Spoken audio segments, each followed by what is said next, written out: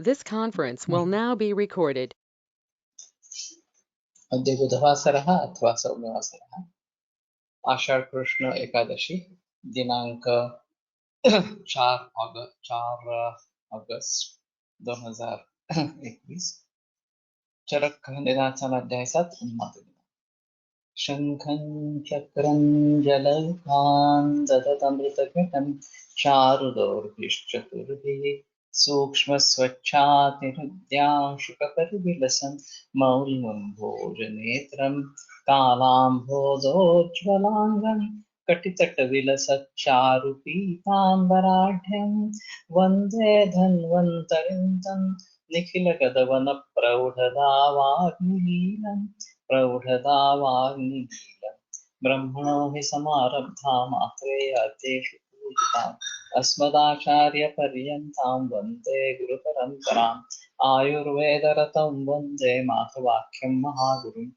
आयुर्वेदामृतं सर्वं शिष्येभ्यो यः प्रदत्तवान् द्रष्टाज्ञानी दृष्टकर्मा कृतकर्मा तथैव च अध्यापकोऽभिषक्श्रेष्ठो महान् संशोधकस्तथा गुणैरेतैः समुदितैः यत् कार्यं प्रतनोति सः समृद्ध्यर्थं हि कार्यस्य वयं नु प्रयतामहे सरस्वत्यै नमो यस्याः प्रसादात् पुण्यकर्मभिः बुद्धिदर्पणसङ्क्रान्तं जगदध्यक्षं ईक्षते आत्रेयं प्रथमं वन्दे आयुर्वेदजगद्गुरुम् आयुर्वेदामृतं सर्वं गृहीत्वा हि सुरेश्वरात् अग्निवेशादिकेभ्यो यत् प्रेच्छत्नं सत्तमः प्रथमं तन्त्रकर्तारम् अग्निवेशं नमाम्यहम्।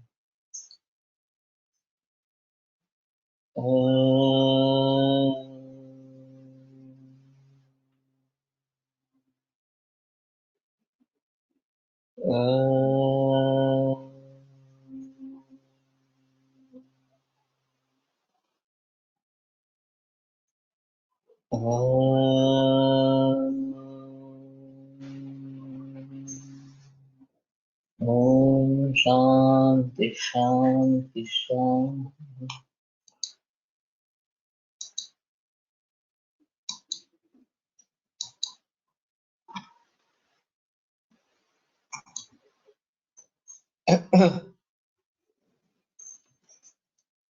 तस्य इमानि रूपाणि भवन्ति तद्यथा अध्यात्म बल वीर्य पौरुष पराक्रम ग्रहण धारण स्मरण ज्ञान विज्ञान ज्ञान वचन विज्ञानानि अनियतश्च उन्मादकालः। तो अगर ये देवता वगैरह से उन्माद होता है, आगंतु उन्माद होता है, तो अध्यात्म अपनी शक्ति जितनी है उससे कई ज्यादा इस प्रकार का बल वीर्य पौरुष पराक्रम ग्रहण धारण स्मरण ज्ञान वचन विज्ञान ये सभी अपनी शक्ति से ज्यादा ही इस प्रकार से होते हैं। तो अगर ऐसा दिखाई दे तो समझ लेना चाहिए कि ये आगंतु उन्माद इसका है और फिर कारण क्या है ये देख के उसके बारे में कोशिश करनी है। तो अपनी शक्ति से कई ज्यादा इस प्रकार का ये रहेगा। रत्नाकर मतकर की एक कथा है कड़की बाण करके, उसके ऊपर नाटिका भी प्रस्तुत की गई थी जिसको पहला प्राइज मिला था पुरुषोत्तम में। उसमें उसको गर्भधारणा नहीं होती है तो कोई औरत बताती है कि ये श्मशान में जाके प्रेत के बालक किसी बालक के प्रेत की अंगूठी इस प्रकार की चबानी है वगैरह और वो करती है, फिर उसको बच्चा होता है और उसमें दौरुत जो है वो पेड़ पे चढ़ती है कूदती है वहां से वगैरह और कुछ भी नहीं होता, उस बालक को भी कुछ नहीं होता और उसको भी कुछ नहीं होता, इस प्रकार का दिखाया। तो अध्यात्म इस प्रकार का ये बताया जाता है। विज्ञान से क्या अर्थ हुआ? विज्ञान जो अभी का विज्ञान है वही है और ज्ञान है जो आत्मज्ञान, थोड़ा सा उल्टा है। विशेष ज्ञान ये करते हैं जनरली, लेकिन जो रेगुलर साइंसेस है वो विज्ञान है और ज्ञान यानी कि आत्मज्ञान ये पहावे आपणासे आपण याचं म्हणते आत्मज्ञान. ये एक दासबोध में है शायद, कि दानू सर काफी बार इसका जिक्र करते थे कि खुद ही खुद को देखे, उसी को आत्मज्ञान इस प्रकार से कहते हैं. अंगात आल्यावर अडाणी व्यक्ती सुद्धा इंग्लिश, जर्मन इत्यादी पूर्ण अनोळखी भाषा बोलू लागतात असे दिसते. ये है. और इसमें भी इस प्रकार के दिखे जाते हैं. गाणगापुर में पर्टिकुलरली जब आरती होती है, तो जिनको इस प्रकार की बाधाएं हैं, वो सब नाचने कूदने लगते हैं. और ये काफी भयावह दृश्य होता है. जिस किसी ने देखा होगा तो वो इसी प्रकार का है. पाथर्डी के नजदीक भी एक शायद गोरखनाथ का केंद्र है, पाथर्डी से 4 किलोमीटर अंदर. तो वहां भी हमने देखा था कि जब आरती शुरू हुई, मड़ी, हाँ, जब आरती शुरू हुई, कानिकनाथ का है मेरे ख्याल, तो वो लोग नाचने कूदने इस प्रकार के लगे, में ये संचार हुआ था इस प्रकार से. तो ये दिखाई देता है इस प्रकार से. और अध्यात्म, ये जो भी शक्ति है, बल है, वीर्य है, पौरुष है, पराक्रम है, इन सभी का वीर्य और पौरुष में क्या अंतर करेंगे, ये भी एक थोड़ा सा विषय रहेगा. इसका हर एक का बल कैसे किसको कहेंगे, वीर्य किसको कहेंगे, पौरुष किसको कहेंगे, पराक्रम किसको कहेंगे, ये अहम मुद्दा है. माहूरला पण असेच दृश्य दिसते. ओके. कानिकनाथ. तो यहाँ भी आकर एक बार देखना चाहिए किस प्रकार का माहौल होता है. और कुछ लोग उसमें से मुक्त हो जाते हैं, ये तो दिखाई देता है. तो ये अध्यात्म इस प्रकार का, आत्मानम अतिरिच्यते अध्यात्म इस प्रकार का, तो ये थोड़ा अलग इस प्रकार का हो जाएगा.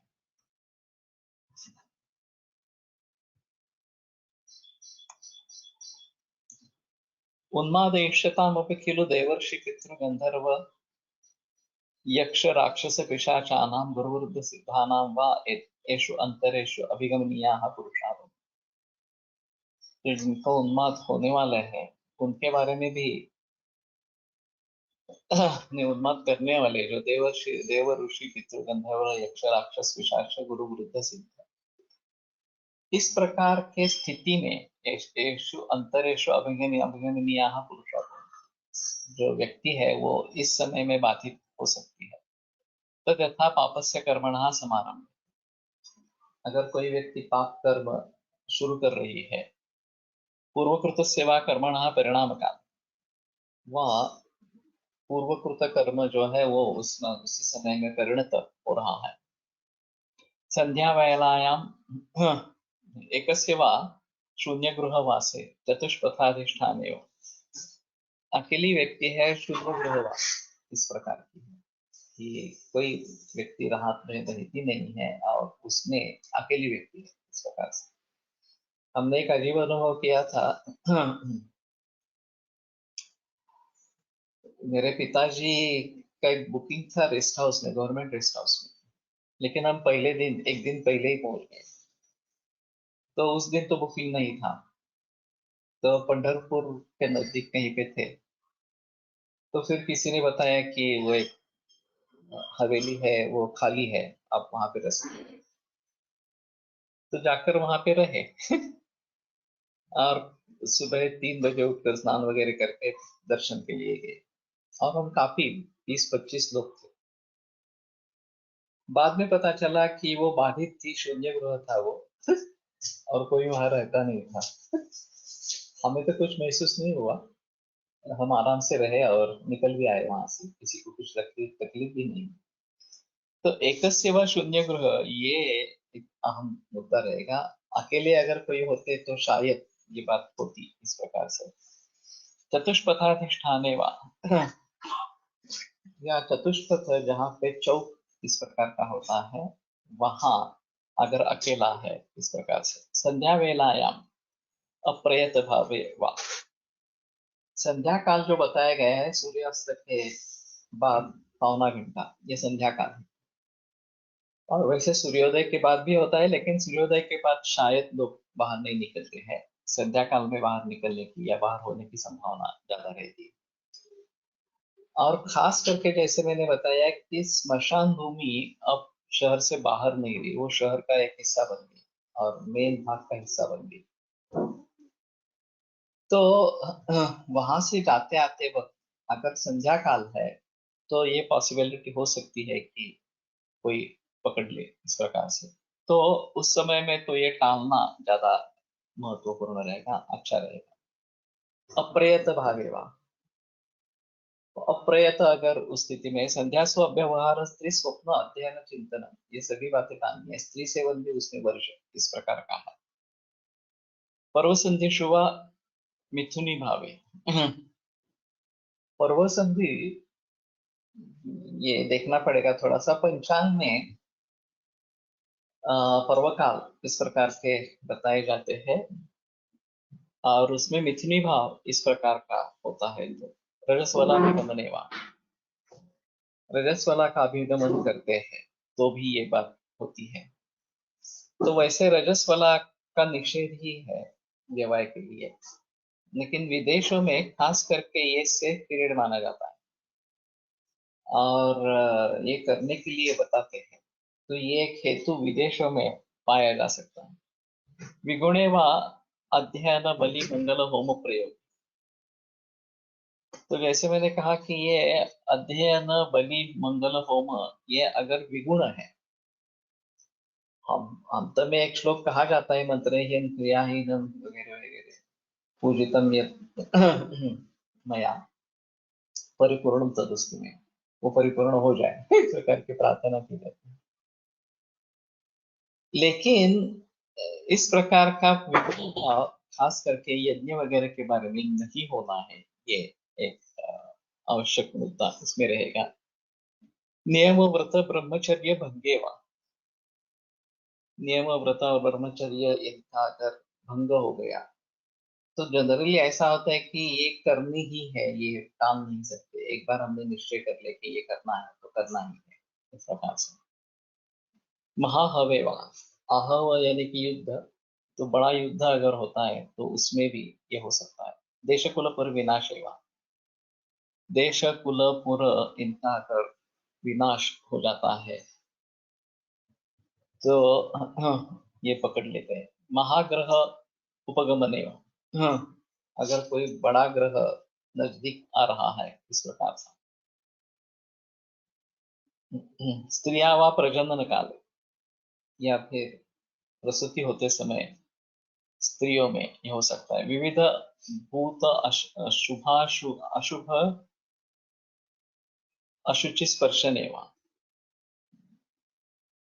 विविध प्रकार के अशुभ और अशुचि स्पर्श इस प्रकार के होते हैं तो भी। वमन विरेचन रुधिर स्राव, वमन विरेचन और रक्तस्राव अगर हो रहा है तो प्रशस्त तिथि करण नक्षत्र मूर्ति ये सब करना है, ऐसा शास्त्र का निर्देश है। और वो इस प्रकार का नहीं होता है तो ये बाधा ये हो सकती है इस प्रकार से। अशुचय है अप्रयत सेवा चैत्य दगातन अभिगमनेवा, अशुचय या अप्रयत होकर चैत्य देवायतन इसमें अगर जाते हैं तो मुझे एक औरत मालूम है अमेरिका में, वो खास कर कर रजस्वला अवस्था में ही मंदिर में जाती थी, बाकी कभी नहीं जाती थी। लेकिन इससे क्या होता है, ये तो मंदिर ही जा रहे हैं, देवता दर्शन कर रहे हैं तो कोई प्रॉब्लम नहीं होनी चाहिए, ऐसा उसका कहना था। तो उसके घर में सदैव उसका और पति का झगड़ा होता रहता था, ये बात सही थी। तो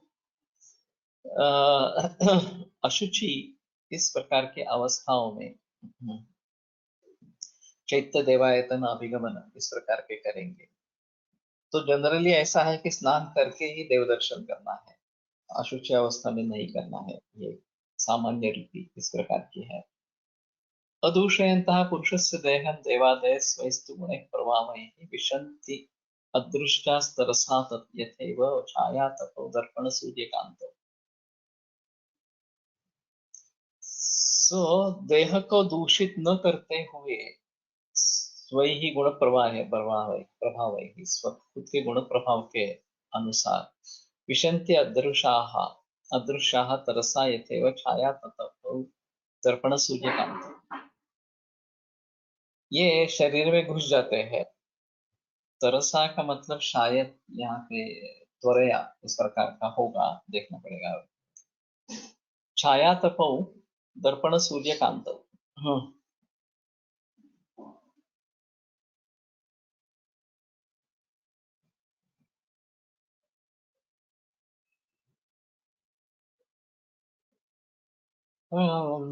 इसका मतलब नहीं ध्यान में आ रहा, एक बार वहां का रेफरेंस जाकर देखे कि छाया तप जैसे समझते नहीं है घुसते हुए इस प्रकार से।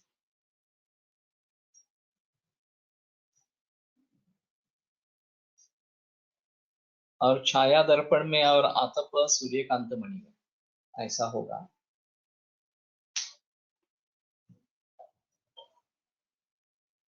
तो छाया हमारी दर्पण में दिखती है, वो कैसे प्रवेश करती है कुछ पता नहीं चलता, उसी प्रकार आतप सूर्यकांत मणि में प्रवेश करता है, ऐसा होगा।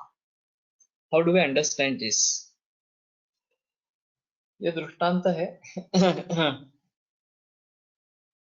ये अन्य योनि है, जैसे हमारे शरीर, ये उसके लिए कोई पाबंदी नहीं है। हमारा शरीर तो आसानी से अंदर घुस जाते हैं और हमारी आत्मा का कब्जा ले लेते हैं। फिर इनकी भावना ये जो है, उनकी जो इच्छा आकांक्षा ये है, वो व्यक्त करते रहते हैं, इस प्रकार का है। तो इसके काफी उदाहरण दिखाई दिखाई देते हैं व्यवहार में इस प्रकार से। मैंने कोलटकर सर के यहाँ की बात की थी, तब विश्वास का छोटा बच्चा था और शुरू से ही सर को ऐसा लगा कि ये बाहर का ही कुछ है, ग्रह बाधा इस प्रकार की है। तो सर ने पूछा कि आपने मकान चेंज किया क्या, घर बदला है क्या? तो बोले हाँ, उसी के बाद ये हुआ है। तो सर ने बोला कि आप पहले जो मालक है उनको पूछ लेना, अगर कुछ वहां का रीति रिवाज है तो उसको फॉलो करना। उन्होंने विश्वास नहीं किया और वो चले गए। 6 महीने के बाद लौट आए और फिर उन्होंने बताया कि 2-3 महीने की उन्होंने एलोपैथी की, फायदा नहीं हुआ। तो एक बार पूछा मालिक से, तो बताया गया कि वहां हर अमावस्या को एक कुक्कुट देने की, बलि देने की प्रथा थी। फिर 1.5 बरस के हिसाब से 18 कुक्कुट का बलि दे दिया गया अगली अमावस्या में, और तब से ये शांत हो गया। तो विश्वास की पीड़ा शांत हो गई। 2-3 महीने उन्होंने राह देखी लेकिन पीड़ा नहीं हुई, तो बताने के लिए आए सरकार से। तो ये त्या जन्मापुरतं ठीक आहे, त्या कोंबड्यांना मारलं याचं पाप आहेच ना परत त्यांनी. हे कधी म्हणजे हे काय परत ते असं आहे बरं का, कोंबड्याला मारल्याचं पाप जसं आहे तसं वनस्पतीनं मारलं तर पण पाप आहे, वनस्पती पण सजीव आहे। त्यामुळे त्याला जेव्हा नाही जेव्हा हिंसाचा निषिद्धत्व असा उपाधी दिलाय, तो निषिद्धत्व जेव्हा असेल तेव्हा ते नाही। जैसे स्त्रियों में रजस वाला अशुचि काल होता है, वैसे पुरुषों में भी होता है क्या? इस बारे में कहीं कोई जिक्र आया है क्या? ऐसा तो नहीं आया है, लेकिन तलोटकर सर का कहना था हाँ, कि पुरुषों में भी जैसे स्त्रियों में 4 दिन का काल रहता है, वैसा शुक्र का ज्यादा प्रभाव रहता है। और उन्माद के अगर रुग्ण है, पर्टिकुलरली हिस्टेरिया, तो वो उस समय में ज्यादा प्रभाव दिखाते हैं। मोबाइलच्या वेव्स जशा भिंत शरीर इत्यादी स्थूल वस्तूतून प्रवास करू शकतात तसे हे अन्य योनी यक्ष एटसेट्रा करू शकत असते. ये पॉसिबल है. तो कहने का तात्पर्य अर्थ ये है कि वेव्स जो है अभी इलेक्ट्रॉनिक वेव्स वो तो हमारे सभी से शरीर से जा रही है, गुजर रही है, हरदम गुजर रही है, लेकिन हमें पता नहीं चलता इस प्रकार का. तो उसी प्रकार का अगर देखेंगे तो चलेगा. मांस मधु तिल गुड़ मध्य चिष्ठेवा. तो मांस मधु तिल गुड़ और मध्य ये उच्छिष्ट है, या आधा खाया गया है, थोड़ा हाथ में है, मुंह में है, ऐसी स्थिति है. और ऐसी स्थिति में ये पकड़ ले सकते. तो जनरली ऐसा कहा जाता है कि खाना खाते वक्त उठना नहीं. एक बार बैठ गए तो बैठ गए, खाना पूरा होने के बाद ही उठे. अगर किसी चीज की जरूरत पड़े तो घर में कोई व्यक्ति ऐसी होनी चाहिए जो खाना परोस रही है और वो दे दे, पानी चाहे या कुछ चावल वगैरह चाहे तो वो देना है. लेकिन जो व्यक्ति खाना खाने के लिए बैठी है उसको उठना नहीं चाहिए. नोचिष्ट तारका राहु वगैरह भी संग्रह में वचन आया है. इस प्रकार की उच्चिष्ट अवस्था में तारका राहु वगैरह दर्शन नहीं करना है. इस प्रकार से अभी तो मोबाइल लेके घूमते हैं, चलते फिरते खाना खाते हैं. ये जो बुफे ये है सभी रीति रिवाज अब जो रूढ़ हो गए हैं इस प्रकार से, तो ये वास्तव में अच्छे नहीं है. पंगत ये जो संकल्पना थी यही अच्छी इस प्रकार की रहेगी. और खाना जो खाना है वो पूरा ध्यान देकर खाना खाना चाहिए. बाकी सभी चित्त विचलित है और खाना खा रहे हैं, ये अच्छा नहीं है.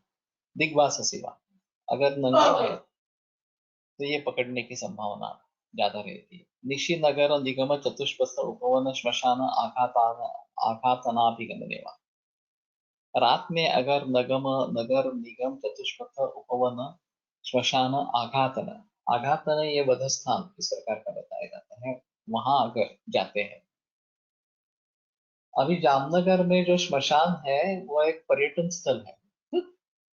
और जामनगर देखने के लिए आने वाले लोगों को ये श्मशान दिखाया जाता है कि कैसा अच्छा श्मशान है. ये बड़ी अजीब बात है. जामनगर में ये बाकी कहीं नहीं देखा मैंने इस प्रकार का. अहमदनगरचं पण तसंच. हाँ अहमदनगरमध्ये दाखवायला नाही अहमदनगरचं स्मशान असं छानच आहे. परत नाही. अहमदनगर में दिखाते नहीं है लेकिन श्मशान अच्छा है इस प्रकार. ये पुल देशपांडे की एक किताब में है एडवर्टाइजिंग के बारे में. तो वो एक फोन आता है कि आपके लिए जगह फिक्स करे क्या बरी यार्ड में. तो बहुत अच्छी जगह, पाइन वृक्ष के नीचे वगैरह वगैरह, और किराया भी ज्यादा नहीं है वगैरह वगैरह इस प्रकार से. तो किसी भी चीज की एडवर्टाइजिंग हो सकती है. ये एक अजीब मुद्दा इस प्रकार का है. विजय गुरु सुर यति पूजा भी दर्शन.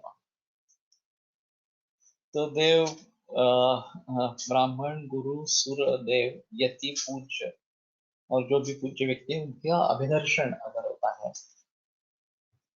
तो उनको अगर कोसते हैं वगैरह वगैरह इस प्रकार से गालियां देते हैं तो उस समय में ये पकड़ सकते हैं. धर्माख्यान व्यतिक्रमेवा.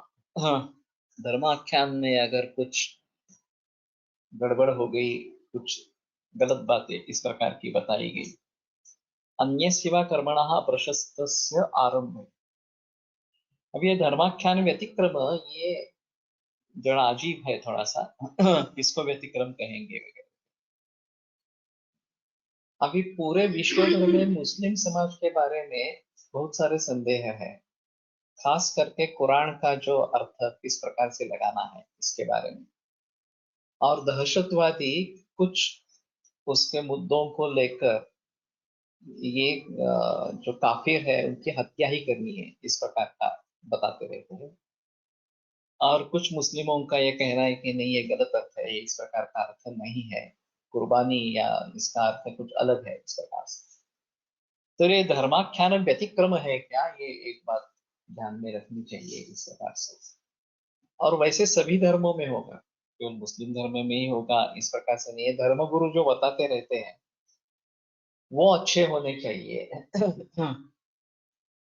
और ये अगर नहीं होता है तो इस प्रकार की गलत फहमियां फैल सकती है, और उसको फॉलो करने वाले भी लोग रहते हैं। ये भी अजीब है, तालिबान अभी जो कर रहा है इस प्रकार से। तो ये अर्थ कैसे करना, धर्म ग्रंथों का अर्थ कैसे करना, इसके ऊपर निर्भर होता है। और ये शायद बात हो सकती है कि सरकार से उन्माद का ग्रह जो उन्माद का हेतु बन जाए। Even in Rajkot it is there this type of स्मशान। ओके।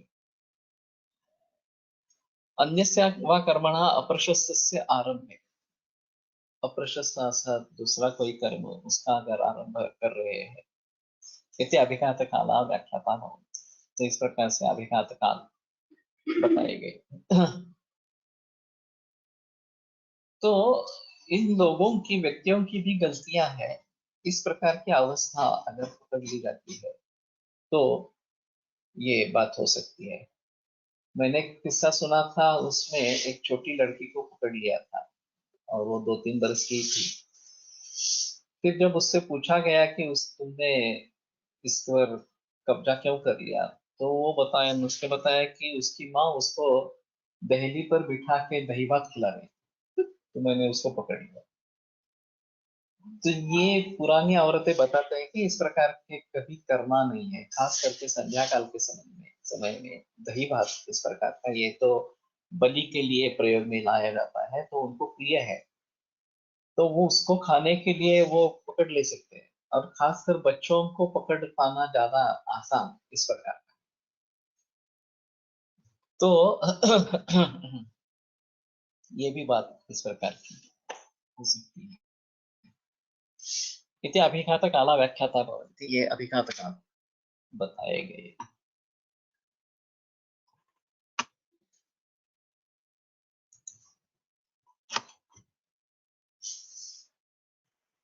त्रिविधं खलु उन्मादकराणां भूतानाम् उन्मादने प्रयोजनं भवति तद्यथा हिंसारति अभ्यर्चनं च इति।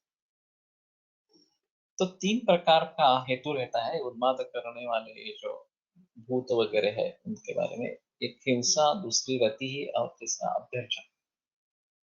तो तेषां तं प्रयोजन विशेषम उन्मत्ताचार विशेष लक्षणे विद्या। इसका जो प्रयोजन विशेष है वो उन्मत्ता आचार विशेष लक्षण ही विद्या। उन्मत्ता आचार किस प्रकार के विशेष लक्षण दिखाता है उसके आधार पर समझ लेना है। तत्र हिंसार्थिनोन्माद्यमानो अग्निम, तो हिंसा की दृष्टि से जिसको उन्माद इस प्रकार का हो रहा है वो अग्नि। अभ्यर्चना यानी कि पूजा, अर्चना, तो पूजा की अपेक्षा है तो इसलिए कर रहे हैं। रति की अपेक्षा है इसलिए भी कर रहे हैं। प्रविशति अपसु निमज्जति, तो अग्नि में प्रवेश करता है, पानी में डूब जाता है। स्थलात् स्वभ्रेवा पतति, स्थल से गर्त में, खड्डे में गिरते हैं। शस्त्र कषा काष्ठ लोष्ट मुष्टि भी हंति आत्मान, अब शस्त्र कषा काष्ठ लोष्ट मुष्टि वगैरह से अपने को पीड़ा करता है, मारता है। अन्यच्च प्राणवधार्थम आरभते किंचित, और दूसरी भी चीज इस प्रकार के प्राणवध के लिए आरंभ करता है। तुम असाध्यम विद्या, ये असाध्य है इस प्रकार की। लेकिन अगर रति और अभ्यर्चना इस हेतु से अगर हो रहे हैं तो शायद उसको जो चाहिए वो मिलने पर वो खुश हो जाता है इस प्रकार से और फिर छोड़ देता है। ये काफी बार्गेनिंग जैसा होता है। ये जो मांत्रिक है वो पूछते रहते हैं कि तुम्हें क्या चाहिए, तो वो बोलता है मुझे 2 पैन भर के चावल चाहिए, तो बोलेगा नहीं नहीं एक ही पैन दे दूंगा, वो उसमें से सामान लो। या ये बिरयानी इस प्रकार की चाहिए तो हमारे ये पास नहीं, पास ये नहीं है, ये ले लो वगैरह। तो इसमें बार्गेनिंग भी होता है, और कभी कभी वो मान भी लेते हैं, कभी नहीं नहीं मानते, तो उसके आधार पर अगर वो संतुष्ट हो जाता है तो प्रॉब्लम नहीं आती, वो छोड़ के जाता है। अगर उसके लिए बलि वगैरह चाहिए कि अभ्यर्चना, उसके गंध पुष्प वगैरह इस प्रकार से देकर पूजा करनी चाहिए, तो वो वह कर लेते हैं, तो भी ये छोड़ के जाते हैं, तो ये थोड़े से आसान होते हैं। लेकिन जो हिंसार्थी है वो असाध्य बताए गए हैं, और फिर वो अपने को भी मार देते हैं, दूसरों को भी मारते हैं इस प्रकार। तो उस प्रकृति से बाढ़ इसमें वो बच्चा अपने माँ को ही मार देता है, इस प्रकार का बताया। अंत जो उसका किया है वो अपने माँ को ही मारना है। तो ये थोड़ा अजीब इस प्रकार का रहेगा। तयो साधनानि, अब ये जो बाकी दो है, भक्ति और अभ्यर्चना, मंत्र, औषधि, मणि, मंगल, बलि, उपहार, होम, नियम, व्रत, प्रायश्चित्त, उपवास, स्वस्थ्यायन, प्रणिपात, गमनादि। तो सच भी जो दैव उपाश्रय चिकित्सा है वो उसमें करनी है। तो मंत्र चिकित्सा एक अहम चिकित्सा इस सभी में है। और अभी मांत्रिक बहुत ही कम हो गए हैं, और ये अंधश्रद्धा निर्मूलन समिति के वजह से जो भी है वो भी कुछ करना नहीं चाहते, क्योंकि उनको खामखा तकलीफ इस प्रकार की हो जाती। तो इसके बारे में थोड़ा सजग होना जरूरी है। मंत्र शास्त्र एक अलग शास्त्र है और तुरंत फलदायी इस प्रकार का है। बहुत सारे लोग इस प्रकार के सर्प का विष उतारने के लिए मंत्र, या माइग्रेन के लिए मंत्र इस प्रकार के देते रहते थे, और तात्काल लाभ होता था। अब ये उदाहरण भी ढूंढना काफी मुश्किल हो गया है, या अनुभव इस प्रकार के बारे में जान लेना ये भी काफी मुश्किल इस प्रकार का हो गया है।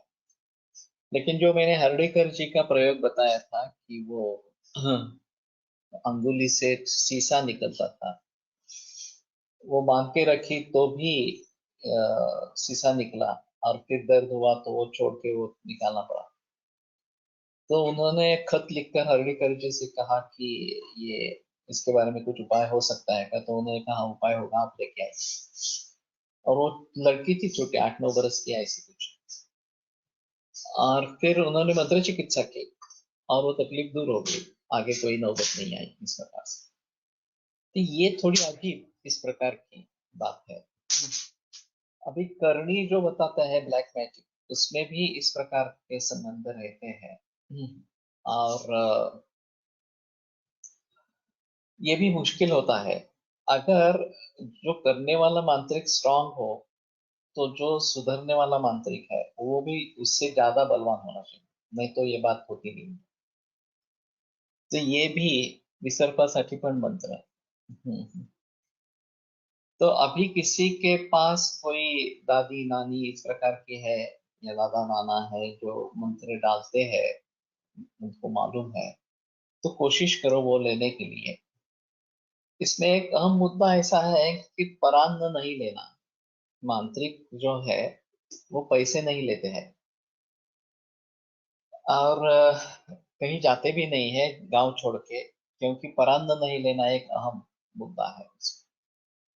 और ये काफी मुश्किल है इस प्रकार से। हमने गायत्री लघु पुरुष चरण किया था 24 का जब, तो उसमें भी हमने 1 महीने के लिए परान्न वर्जित किया था, और फिर क्लिनिक से वापस आने में देर हो जाएगी तो काफी मुश्किल इस प्रकार की हो जाती।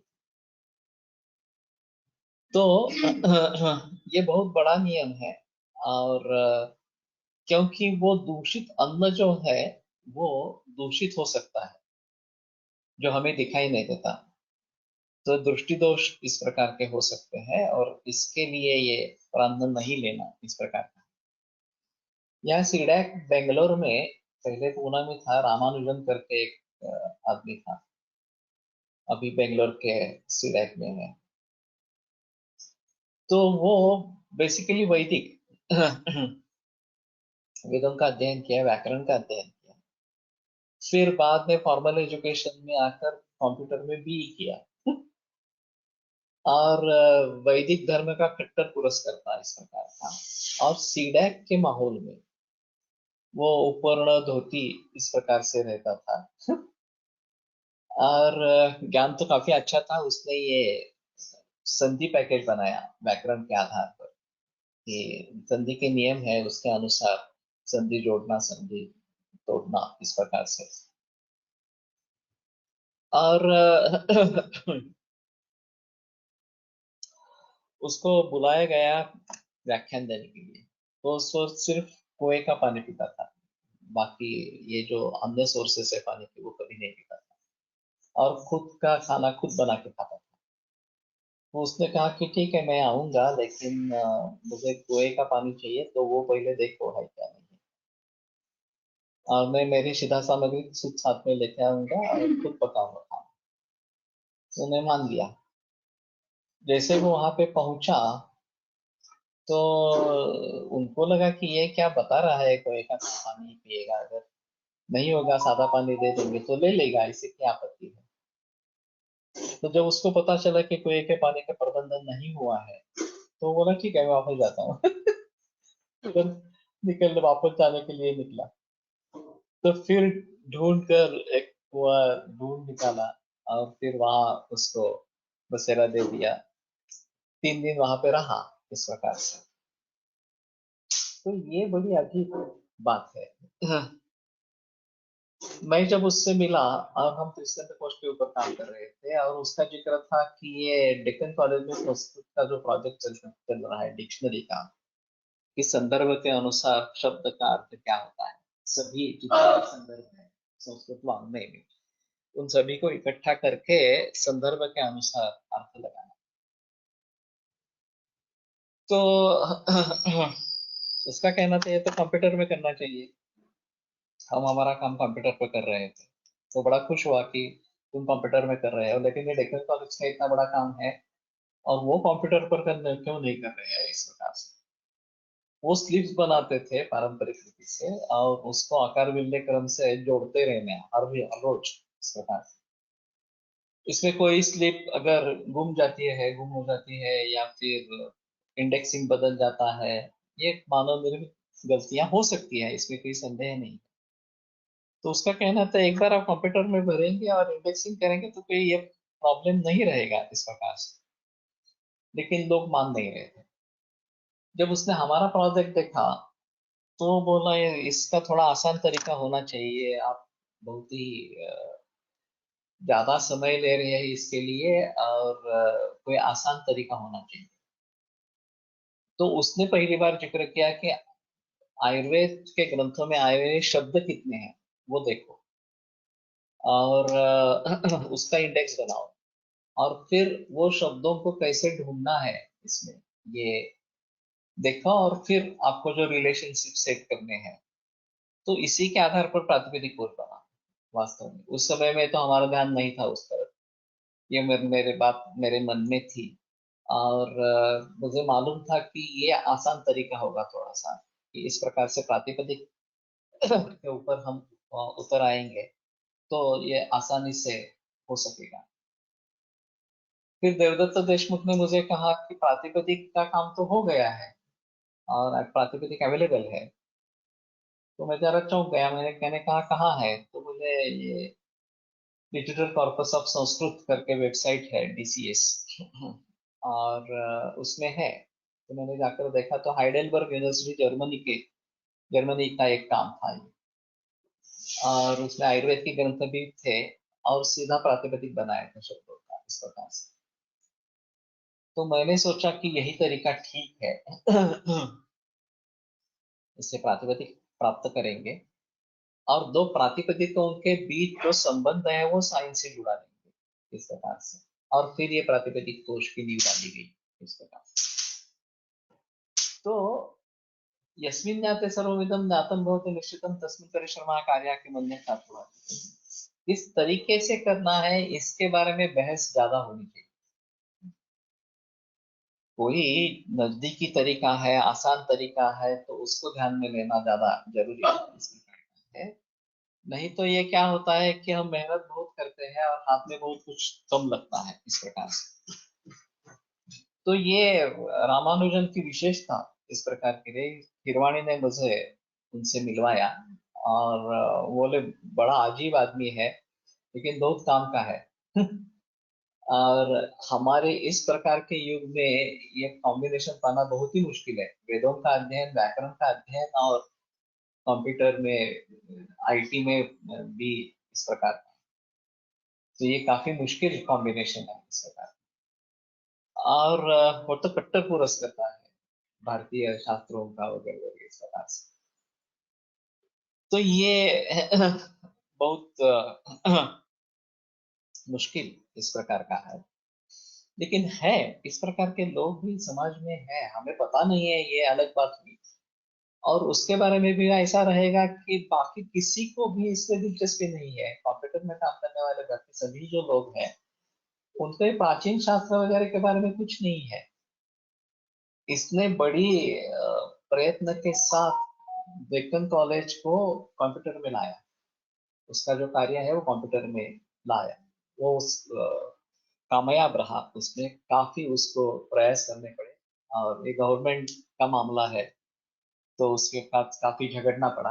लेकिन अभी डेक्कन कॉलेज का काम कंप्यूटर पे आ गया है, अभी यानी कि उसको भी 20 वर्ष हो गए होंगे। लेकिन उसके बाद में पहला वॉल्यूम पब्लिश हुआ डेक्कन कॉलेज का। अभी तक उनका वॉल्यूम कुछ पब्लिश ही नहीं हुआ था। 70-80 बरस हो गए थे काम करते हुए, 100 ईयर प्रोजेक्ट था और कुछ भी बाहर नहीं निकला। हमारा भी वही सिलसिला रहा, हम काम कर रहे थे, काम कर रहे थे, लेकिन कुछ भी बाहर नहीं आ रहा। तो जब तक बाहर कुछ नहीं आएगा तो लोगों को पता ही नहीं चलेगा कि क्या काम है इस प्रकार से। तो पहली बार हमने लक्षण कोश को प्रिंट किया, 3000 पृष्ठ इस प्रकार से, और वो कमेटी के सामने रखा कि ये हमारा काम है इस प्रकार से। तो लोग चौंक गए कि इतना बड़ा काम है इस प्रकार से। अंत में तो लक्षण कोश 3200 पृष्ठ, हेतु कोश 3200 पृष्ठ और औषध कोश 8000 पृष्ठ 7 खंडों में है इस प्रकार का। ये कितना बड़ा काम है ये तभी सामने आएगा जब उसका कुछ नतीजा निकले। प्रातिपदिक कोश के बारे में भी वही स्थिति रही कि केवल काम चलता रहे और लोगों के पास कुछ पहुंचता नहीं, तो लोगों को उसके बारे में पता नहीं चलेगा। तो मैंने जिक्र किया कि ठीक है, डायग्नोस्टिक ट्रीटमेंट सॉफ्टवेयर को निकालेंगे, बाहर निकालेंगे पहले, तो लोगों को ये पता चलेगा इस प्रकार से। प्रातिपदिक कोश भी बन रहा है, पूरा बना नहीं है, उसका एक हिस्सा केवल जो मैंने बताया डायग्नोस्टिक ट्रीटमेंट सॉफ्टवेयर ये है। लेकिन तुम शायद क्यों नहीं आए रविवार को कार्यक्रम जो हुआ था प्रातिपदिक कोश का वर्कशॉप, तो तुम्हें आना चाहिए था, तुम तो पुणे में ही हो। तो इस प्रकार के बड़े कार्य में शुरू में ज्यादा समय कैसे करना है, क्या क्या लेना है, सामग्री है, लोग कितने हैं, पैसा कितना है, ये सब देखकर अगर करेंगे तो शायद कम समय में अच्छा काम होगा।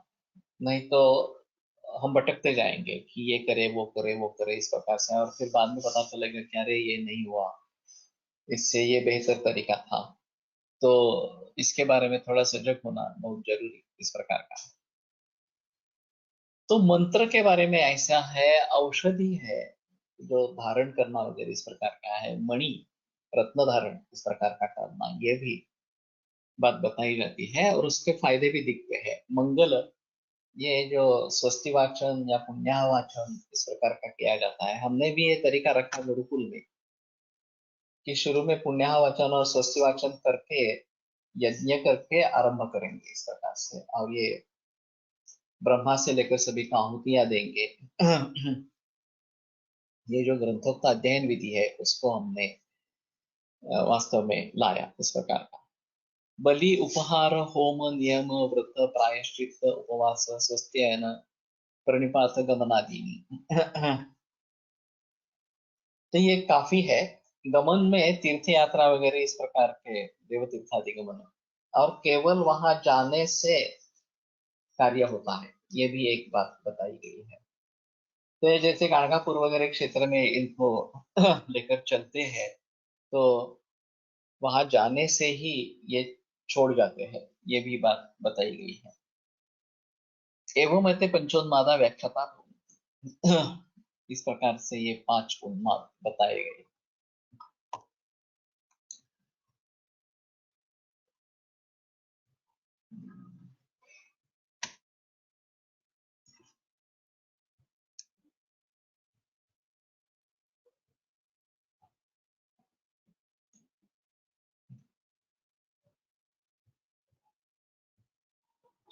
ते तो खलु निजागंत विशेषेण साध्यासाध्य विशेषेण च प्रविज्यमानाः पंच संतोद्भावेव होता। ये 5 होने के बावजूद भी निजागंत विशेष से या साध्यासाध्य विशेष से अगर उनका विभाजन किया जाए तो 2 ही होते हैं, 5 नहीं रहते। सर प्रत्येक धर्माची मृत्यू झाल्यावर अंतिम संस्काराची पद्धत वेगळी वेगळी आहे। वैदिक पद्धतीमध्ये अग्नि संस्कार इत्यादि, त्यावर आपले मत काय आहे? मुश्किल है बताना। इसके बारे में काफी बहस हुई है और सिमेटरी जो है स्मशान भूमि, क्रिश्चियन और मुस्लिम, इसमें ये सिमेटरीज का प्रयोग किया जाता है।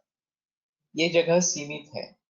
ऐसा होता है कि कुछ बरस के बाद पहले स्थान पे दूसरे सी डेड बॉडी की भी रखी जाती है इस प्रकार से। लेकिन फिर भी कितनी जगह हम इसके लिए इस्तेमाल में लाएंगे, ये अहम मुद्दा है।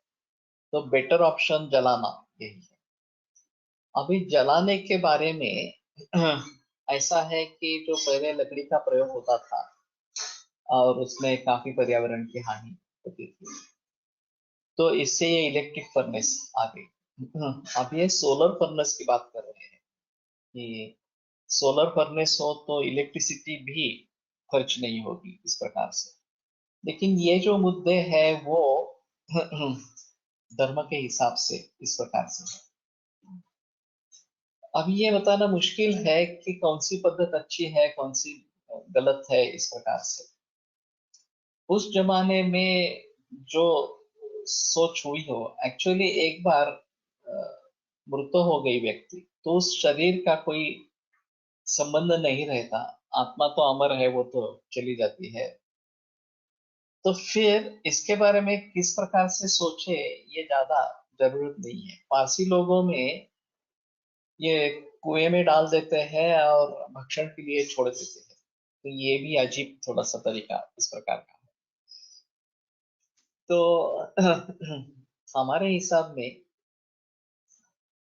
अगर हमें पृथ्वी का क्षेत्र बचा के रखना है इसके हिसाब से, तो शायद जलाने की दहन की जो परंपरा है वो ज्यादा अच्छी इस प्रकार की रहेगी।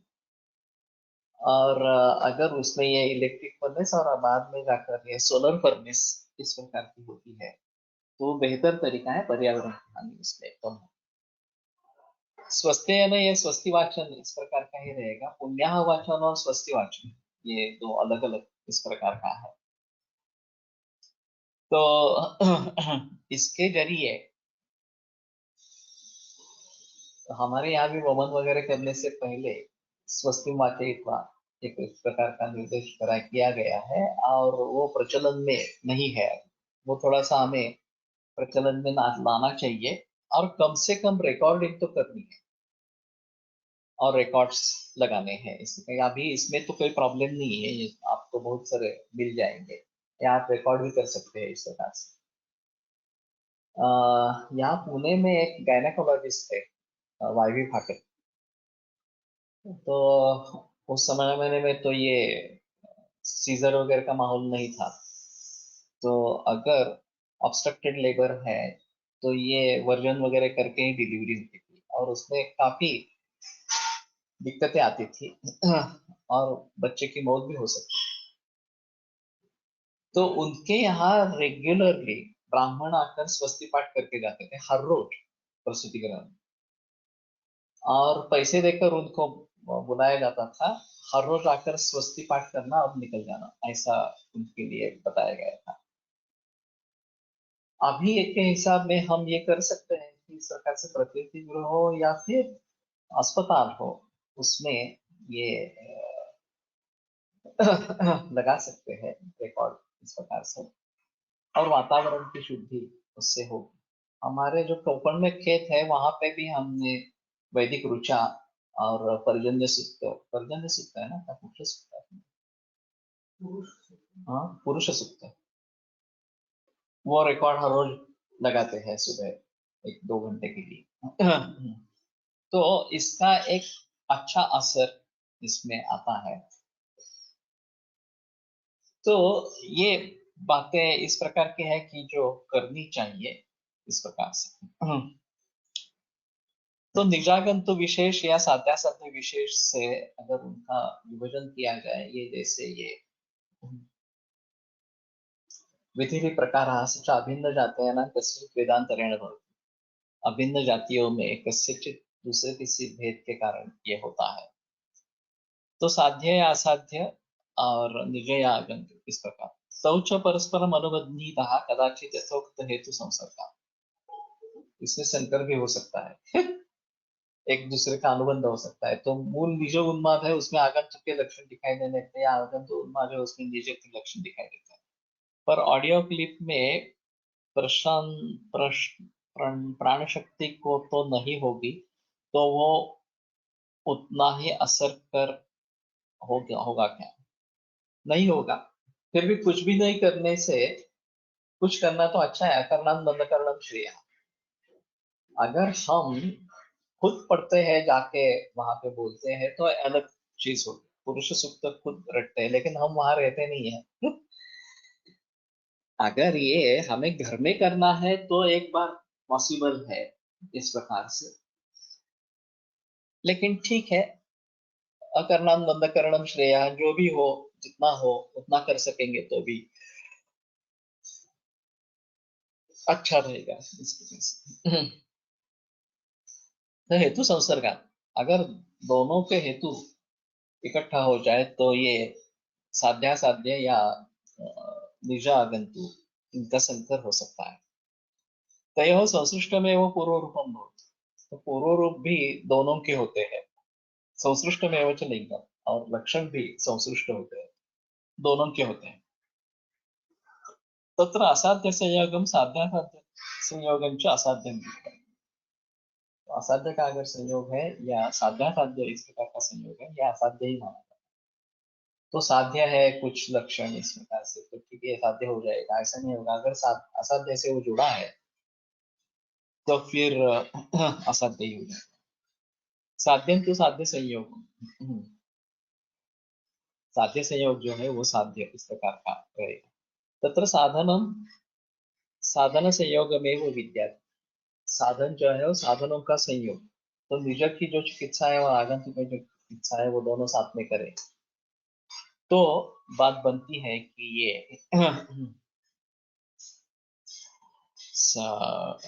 इनके ऊपर काबू पाएंगे इस प्रकार से।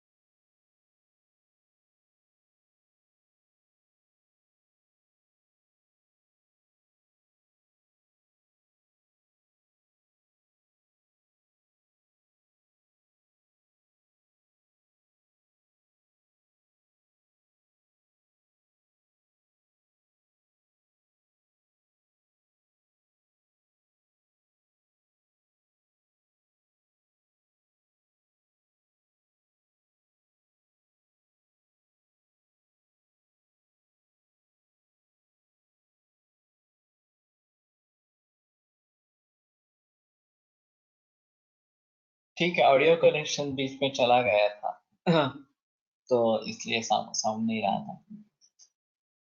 तो अगर वो आदमी खुद क्लिष्ट है तो ही ये पकड़ लेंगे, अगर उसकी खुद की क्लिष्टता नहीं है तो ये प्रहार नहीं करेंगे, ये पकड़ेंगे नहीं। तो हमें ही खुद मानना है कि हम ही इसके करता है। हम दूसरों को इस प्रकार से दोषी ठहराएंगे कि अरे मेरा क्या कसूर था, इन्होंने आकर पकड़ लिया, पिशाच ने पकड़ लिया, भूत ने पकड़ लिया, वगैरह वगैरह इस प्रकार से। अभी अक्लिष्ट का मतलब क्या है, ये थोड़ा सा मुश्किल रहेगा कि अपने मनोभाव से, अपने अशुचि भाव से अगर ये पकड़ रहे हैं हमें, तो हमें उससे बचना है, ये सबसे अहम इस प्रकार का रहेगा कि ताकि हम पकड़े नहीं जाए।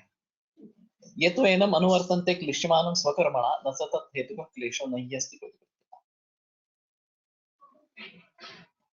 तो सोमकर्मणा क्लिश्यमानं ये तो एनम अनुवर्तन्ते, अपने कर्म से क्लिश्यमान इस प्रकार के जो इनको अनुवर्तन करते हैं, ये पकड़ लेते हैं, न स तत् हेतु कहा क्लेशः, तो उनके जरिए क्लेश नहीं है, ये भूत पिशाच वगैरह उनके जरिए क्लेश नहीं हुआ है, नहीं अस्ति प्रतिपत्तिता। और इस प्रकार से करने से उनको कृतकृत्य, वो कृतकृत्य हो जाते हैं, ऐसी भी स्थिति नहीं, तो उनका कोई इसमें रोल नहीं है। आज कुछ meeting with Savita, meeting with Savita आज नहीं आता, आज बुधवार है।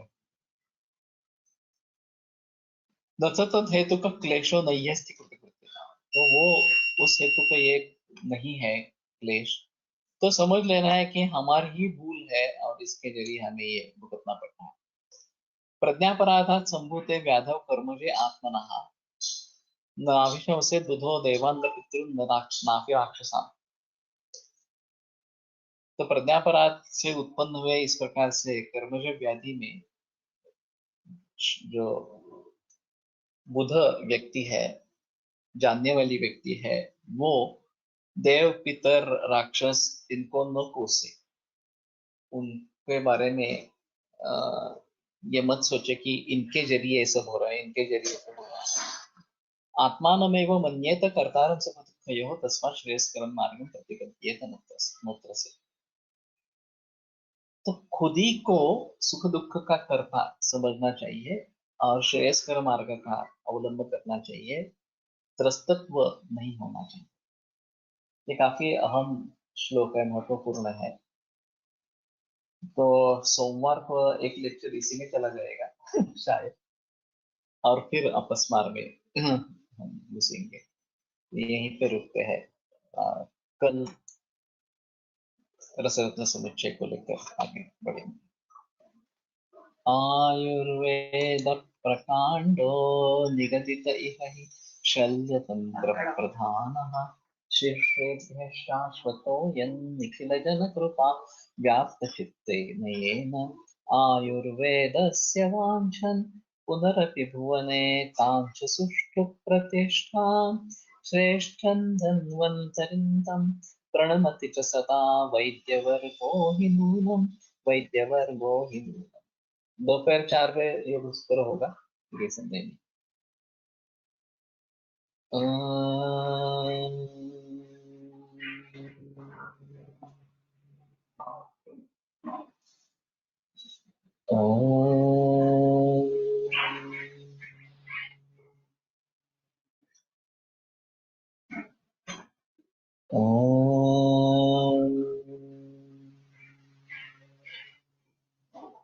ओम शांति शांति शांति।